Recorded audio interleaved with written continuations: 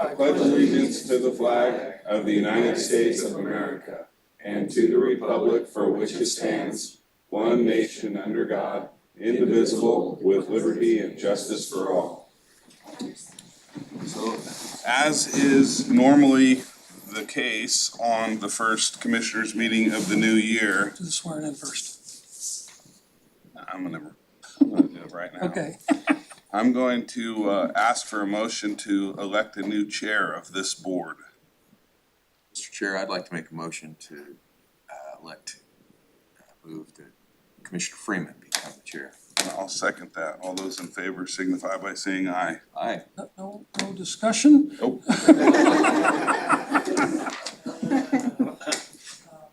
So hang on a minute, before we do the whole dance, we have a little something for you. So has become a tradition, as we take just a minute to thank our outgoing chair, who in just a few short years gets to be our incoming chair. There's only 3 of us and we rotate. We'd like to just take a few minutes and thank you for some of the incredible difficult work of being the chair of this board is. It's one of the hardest things is simply running these meetings in a way that allows people to interact with their government and do the people's work. So thank you for doing that work. You also have a whole host of liaison assignments and tasks that you work on every single day. But most notably this year, you deciding to take on the fundraising efforts and helping coordinate the Reefs Across America event was incredibly beneficial to the people of this county and specifically to our veteran community. So I wanted to thank you for that. We got you just a little gift here that sort of reminds us of you and helps reflect sort of who you are in the tradition of our bobbleheads that we've been giving folks. This is your special bobblehead. That's awesome. That is a bobblehead of Commissioner Boyce in an airplane with Bella on the back, and Bella has a ball in her mouth.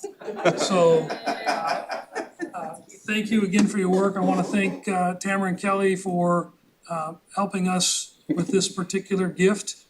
It's pretty unique.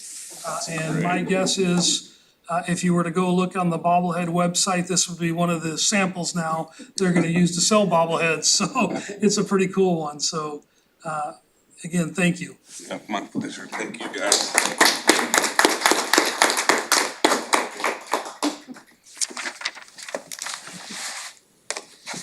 Bella's head doesn't bobble. Actually, he already moved, Tim. When did they get moved? He just did it. Oh, I wasn't paying attention. Yeah, you were talking like normal. Okay. All right. We'll go back to agenda item number 1, and that is the swearing in of our treasurer, Sam Lee. And I'd invite Dan Loomis, the newly sworn in, re-sworn in, Douglas County Clerk, please.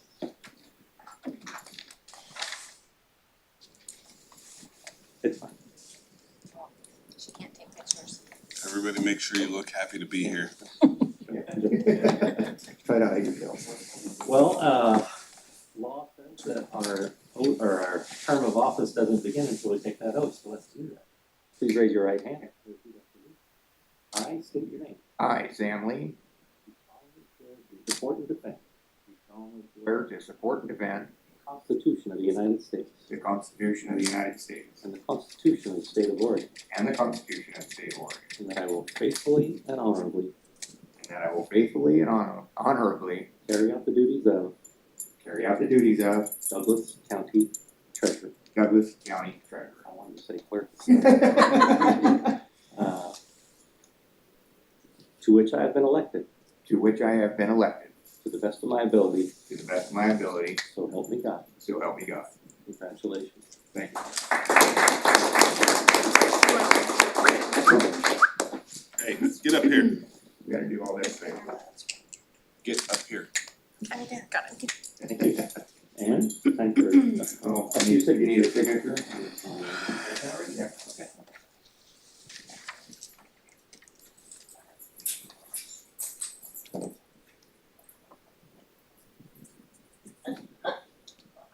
Show up to your own signing. I thought we could do this online. That was it. You probably can, Sam. Schedule a Zoom. Thank you. Thank you, gentlemen. Thank Appreciate you. you, sir. Yeah. Great, so the next agenda item is the consent agenda, and we have a few more things than usual, but I wanna remind everybody the last 2 Wednesdays were holidays, so we haven't had a meeting in a few weeks, so I would move to approve the consent agenda. Second. A motion and a second, questions or comments? Seeing none, I'll call the question. Commissioner Kress? Aye. Commissioner Boyce? Aye. Chair votes aye and the motion passes. Agenda item number 4 is citizens' questions and comments on agenda items. We have anybody online?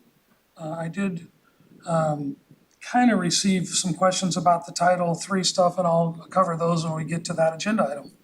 So seeing that, we'll move on to agenda item number 5, and this is a county council item. I'll invite our Douglas County Council, Tiffany, to let us know what this one's about. Tiffany Podlesnik, County Council. This is an order that delegates authority to the new Fairgrounds Director, Sierra Keith, to enter into contracts on behalf of Douglas County with an effective date of January 1, 2025. To approve the delegation order. I'll second. A motion, a second. Questions or comments? I would note that this is past practice and normal practice for us. Yes. All right, seeing none, I'll call the question. Commissioner Kress? Aye. Commissioner Boyce? Aye. Chair votes aye and the motion passes. Agenda item number 6 is emergency management. I'll invite up Douglas County Emergency Manager Emily Ring. Good morning. Good morning. Emily Ring, Douglas County Emergency Manager. This item is to request approval to accept the grant agreement award from OEM. It's an annual grant that we are eligible so long as we maintain certain standards, certain trainings and certifications that the Office of Emergency Management at the state level verifies annually. We are eligible again this year. This is an amount that continues to decline, unfortunately, but that's something at the federal and state level. We continue to try to pursue it. It offsets my personnel costs at my department, but it does require a 50% match from the county. Move to approve the grant agreement. And I'll second that. A motion and a second. Any questions or comments? A quick comment for those watching or in the audience, OEM here stands for, Oregon Emergency Management and not, original equipment manufacturer, which it doesn't sound. That's true. I'm sorry, we Yeah. should probably not use acronyms. Yeah, sorry, It's- thank you. It's my first day as chair, so I'll do better. You're doing great. Thank you. So motion and second, I'll call the question. Commissioner Kress? Aye. Commissioner Boyce? Aye. Chair votes aye, the motion passes. Agenda item number 7 is a juvenile department, and I'll invite up Corey Tate, our local public safety coordinating council director. Good morning. Thank you. Yes, Corey Tate, LIPSIT Coordinator and housed in Juvenile Department. Before you, you have an Oregon Criminal Justice Commission grant, number JMD-25-08. This is also known as the MAT grant, which is Medication Assisted Therapy. It's in the amount of $369,290 for the period of 10/1/24 to 9/30/25. This funding will be used to provide opioid use disorder treatment and transition planning services in our Douglas County Jail, and it's provided through WellPath, which is our jail medical provider. So let me make sure I understand what we're doing. Yes, This is simply taking the grant. This is not the contract with WellPath. correct. That'll be a different agenda item. You're just That's already explaining. been approved elsewhere through the sheriff's office. Okay, This is but just the my point grant is strictly. this particular item is simply the acceptance of the grant. It's not a contract with WellPath. Correct. So everybody knows what we're doing? And I would approve that acceptance of that grant. I'll second. A motion and a second. Questions or comments? I am gonna abstain on this because I am on the Criminal Justice Commission and we approve the grant on the other side. So I don't receive any personal benefit, but just out of an abundance of caution, I try to abstain on these. So I'll call for the question. Commissioner Kress? Aye. Commissioner Boyce? Aye. And again, I will be abstaining. Thank you. Thank you. Agenda item number 8 is a management and finance item. I'll invite up the county CFO, Dan Wilson. Morning Commissioners, Dan Wilson, Management and Finance. Item number 8 is a board order amending and obligating Title III funding, previously unspent funds to new projects, as well as obligating previously unobligated funding to new Title III projects. Move to approve the board order. And I'll second that, Okay, we got a motion, a second. Questions or comments? if you do it. Yeah, I've got a few comments to make. So, Title III funding is a component of the Secure Rural Schools Act program that's been in place since 2000. And in the number of years, the 25 years now that act has been around, there has been many different iterations of funding and allowable uses and ways to account for and ways to go through a process of obligating these funds and spending them. This is my short sheet book on Title III. The real books are stacks and stacks. It's incredibly confusing. For the purpose of a quick sort of summary, there's new Title III and old Title III. And that's probably the easiest way to say it. Douglas County being the #1 secure rural school receiving county in the nation also meant we were the #1 Title III receiving county in the nation. So we had for the longest time of any county, the old Title III dollars, which had a much different additional uses that they could qualify to use this money for. Those dollars have all been obligated and are all gone. So now everything we're doing is strictly around the new Title III dollars. But even within the new Title III dollars, there's been a couple changes in the way the uses that can be used for that are beneficial, and some of them are in today's agenda item, including some of the wildfire protection plan uses. We were able to get into the allowable uses, the carrying out of or the implementation of the wildfire protection plan. So that took an act of Congress. Douglas County, along with many partners, worked to get that done. So there's lots of complications in this. There is processes in getting the dollars obligated. So not only do you have to make sure the projects qualify, you have to follow a process which is pretty in-depth. It includes a notification to the public that has been posted for a certain number of days. We've gone through all that. We've gotten all the feedback on that. There was some feedback that we received after the notification period had elapsed, but I'm gonna go ahead and comment on those just as a point to make sure everybody understands. There was a question about using some Title III dollars to do some maintenance or upgrades in one of our parks. And I'd like to have Dan explain to us why that would not be an allowable use. So under Title III, as Commissioner Freeman spoke, there are four broad or very narrow categories, I wouldn't use the word broad, for use on federal lands. And none of those apply to parks or general county use. Recreation stuff, okay. They're very, very specific to. So the short summary of that is that the project that was being asked about funding in a park doesn't qualify. It was not presented as a project through the process, which it would have been even if it had qualified. And because it's not federal lands or it's not associated or access or services to federal lands, it doesn't qualify. Correct. Okay, very good. Everybody clear? Any other questions or comments? Seeing none, I'll go ahead and call the question. Commissioner Kress? Aye. Commissioner Boyce? Aye. Chair votes aye and the motion passes. Thank you, Mr. Wilson. Agenda item number 9 is also a finance item. Dan? Yes, again, Dan Wilson, Management and Finance. Agenda number 9 is a contract agreement between Douglas County and PacWest Communications for consulting services. Move to approve the contract. And I'll second that. A motion, a second. Questions or comments? I know we all work with these folks on this. One of the successes last year that we can point to for the investment here was the funding for the state veterans home. That was one of our priorities, so that $35 million the state has in place, this group to help us work with, and there's lots of other examples of that. Any other questions or comments? Seeing none, I'll call the question. Commissioner Kress? Aye.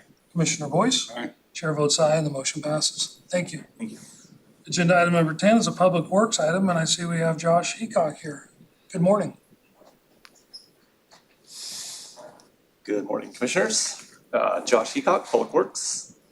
Agenda item number 10 is a final acceptance order of a contract between Douglas County and Jesse Rodriguez Construction LLC. This is for our Winchester Bay Sewer and Water Improvements Project, number 11112. The total contract amount is $2,502,660.39. To approve the final acceptance order. I'll second. A motion, a second. Questions or comments? Make one quick comment. Please. This is $2.5 million that we spent out of industrial development on an infrastructure project at the coast that was really for the city of Reedsport water system, an upgrade, and was designed to help provide stability in the water delivery system to the folks that live up by the lighthouse on the hill up there.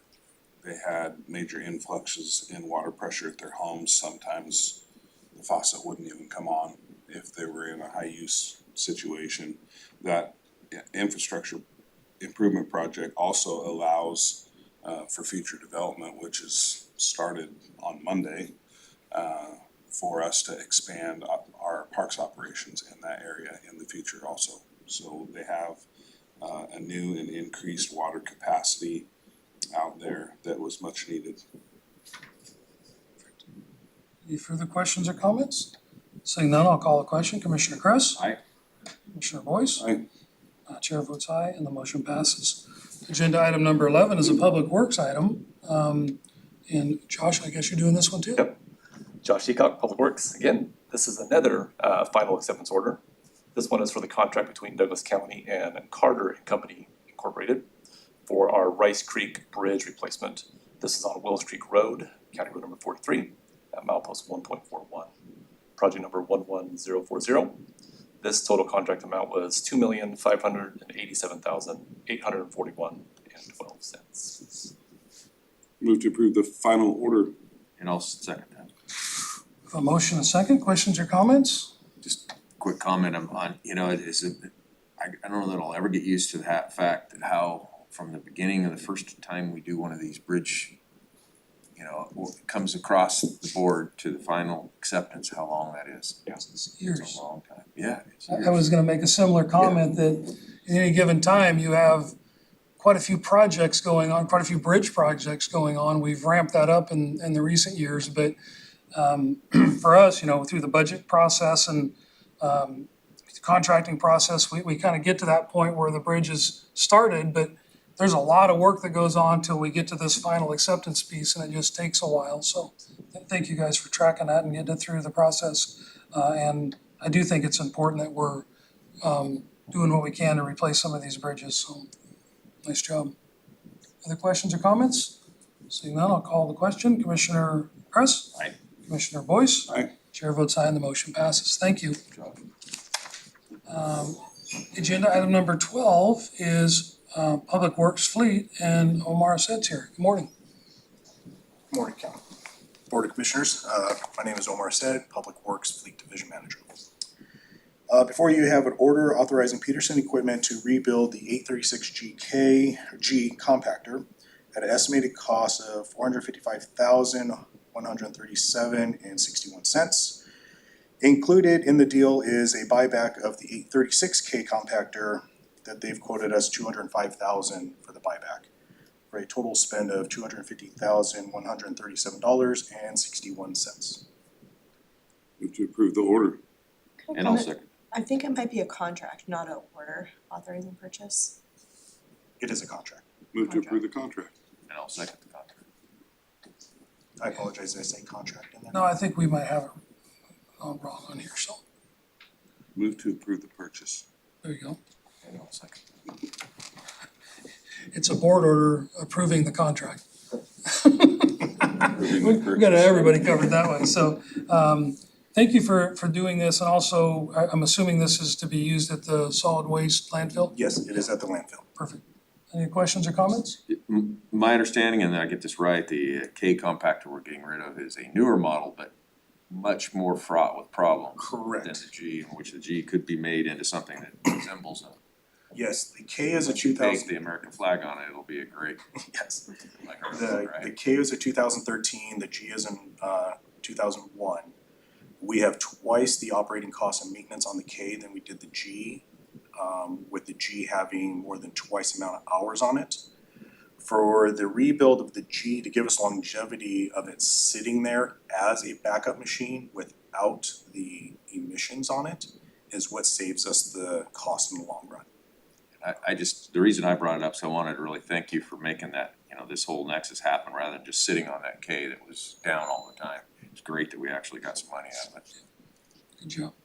Other questions or comments? So now I'll call a question. Commissioner Kress? Aye. Commissioner Boyce? Aye. Chair votes aye and the motion passes. Thank you.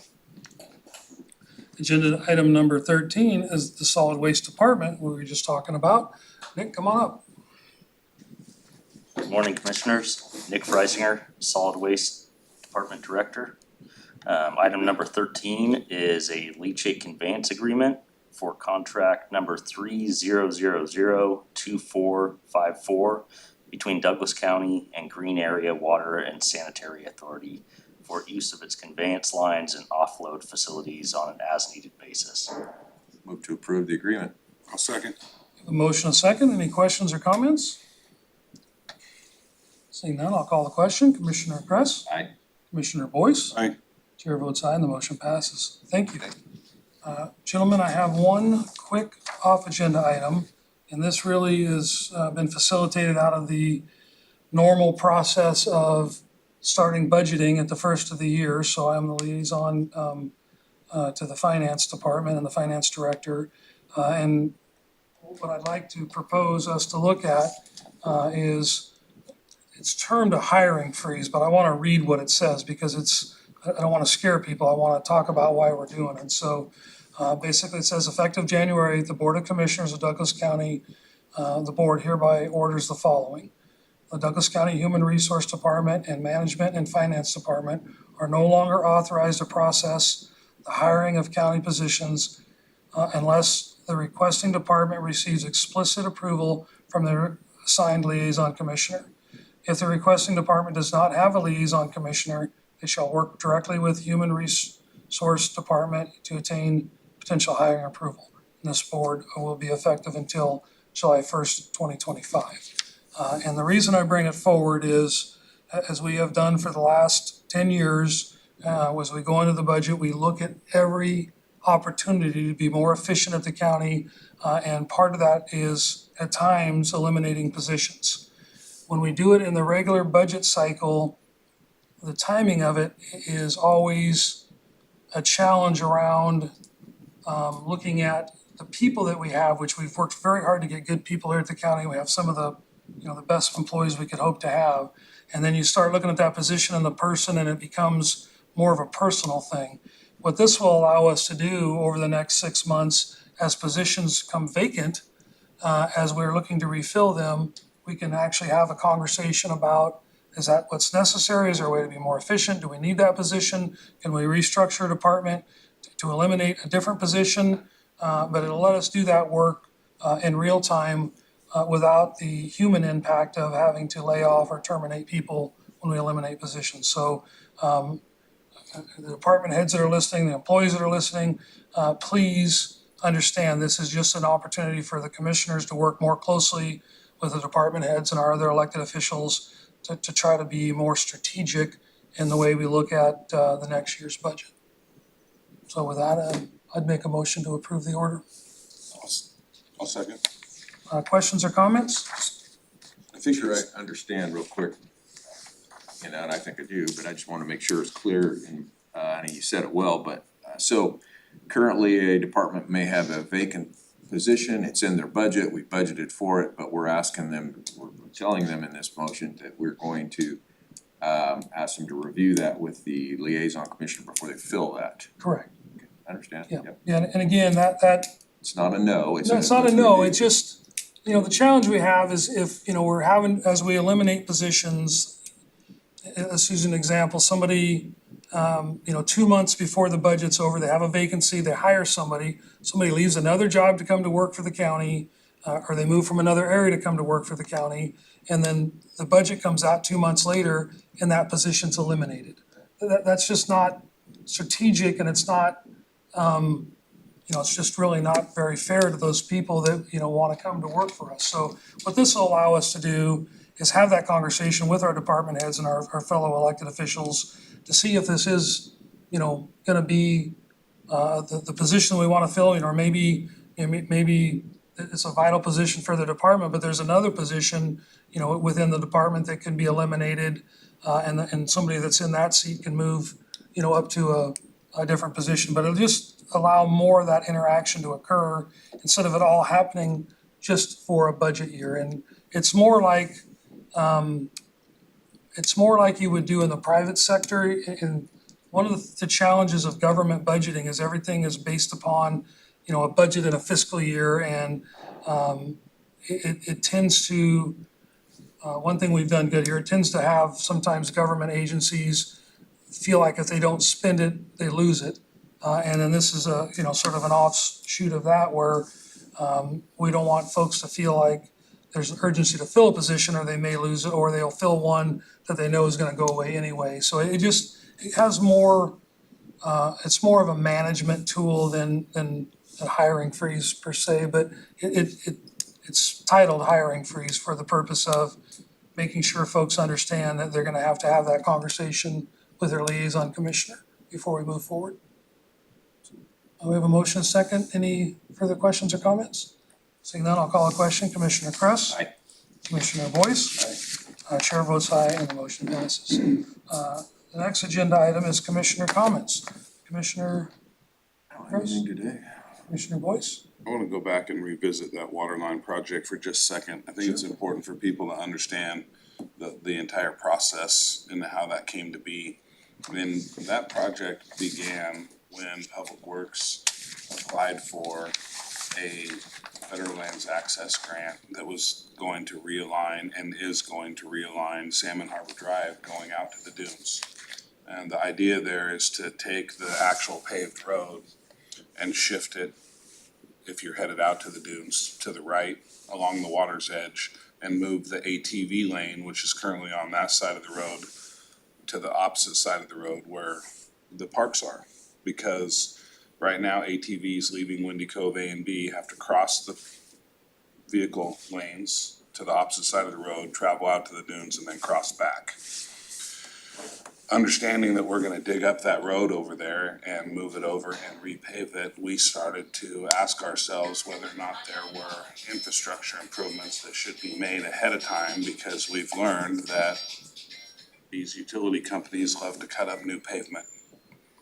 And That's easier. being aware that that water line upgrade needed to happen, we immediately started to work with the city of Reedsport to get the water line replacement done before the road improvement happened, to make sure that we didn't have to cut up new pavement. So we worked with them to get that done. While we were there, we also worked with the sanitation district there to find out if there were improvements that they needed to have made at the same time, and there was a force main that needed to be added to their system, which was gonna allow folks that currently aren't on their system to be able to be added later, should they so choose, so we also made that improvement. At the same time, we were looking for a way to get fiber optic internet out to the public safety shed that's at the Dan Van Slyke staging area. And we worked with Douglas Fastnet, and they adopted the old water main that was in the ground and used it as a conduit to run their fiber optic line through to save a tremendous amount of money. And now getting the opportunity to have internet out to the public safety building, which is gonna help obviously then the sheriff's department and the ambulance service that runs out of there. So very well thought out project, a lot of moving parts. I appreciate everyone who's been involved. Public Works really got the ball rolling and secured the money. But then the cooperation with the city of Reedsport and the sanitation district and Douglas Fastnet's been fantastic for us on lots of projects. They're very innovative and forward thinking, and we have fiber optic internet in places now that I never would have imagined we would have it, like at Chief Muwalita Park, clear out at Galesville Reservoir, and out there on the dunes because of their forward thinking and ability to take advantage of opportunities like this. So it's a project I'm pretty proud of. We've all been involved in it in some capacity. It's not my project by any means, but it's one that we should be proud of. Well, thank you. All that complication of different organizations and entities is something you spent a lot of time making work and coordinating. So thank you for that effort over there. And as you say, those infrastructure projects get pretty complicated, and timing sometimes is interesting on how they work out. But ultimately, when they're finished, they're in place for a very long time and serve the public for a long time. So thank you for that work. The only thing are you done? I'm sorry. Yeah. The only other thing I wanted to mention, last month, we had our annual Association of ONC Counties meeting. We had that this year in Salem. And remember, all the ONC counties, all 18 ONC counties are welcome to be present at that meeting. And we represent the ONC land base in all those counties. We have a few counties that are not currently members, but we've got a few that may very well join back up. But during that meeting, we spend quite a bit of time with the BLM state director and his staff, go over what's happened over the last year, what's the plans for next year. This year we had a unique presentation from the Forest Service. A lot of people don't realize the Forest Service manages almost 500,000 acres of ONC land. People, of course, know that the BLM manages the bulk of the ONC land, 2.1 million acres, but 489,000 acres of US Forest Service managed ONC land is not insignificant. So we had a great presentation from the Forest Service. One of the local Aqua National Forest folks came up and did that. We heard from Rob Ferris, who is historically and for quite a while been the #1 purchaser of ONC timber to run through his mills up in Lyons, Oregon. He does some pretty innovative stuff. He has the traditional mills where they're building and making dimensional lumber, but he also does a panel, a big down here. They call it. They do the panel out of 2x6s and 2x8s out of dimensional lumber. Up there, they do these big wood panels out of veneer. So they're able to take a pretty low quality tree and veneer, and they put together these huge panels that are 12 by 24 or even bigger. And these panels are structural panels. They make buildings out of them. They make decking for bridges. One of the big outlets for them is matting down in the south. When they do timber logging projects, it's sort of marshy, and they put these panels down, these wood panels that are 6 or 8 inches thick, and they run the equipment over it. They make a road bed out of them, and then they pull them back out when they're done. So lots of variety of uses.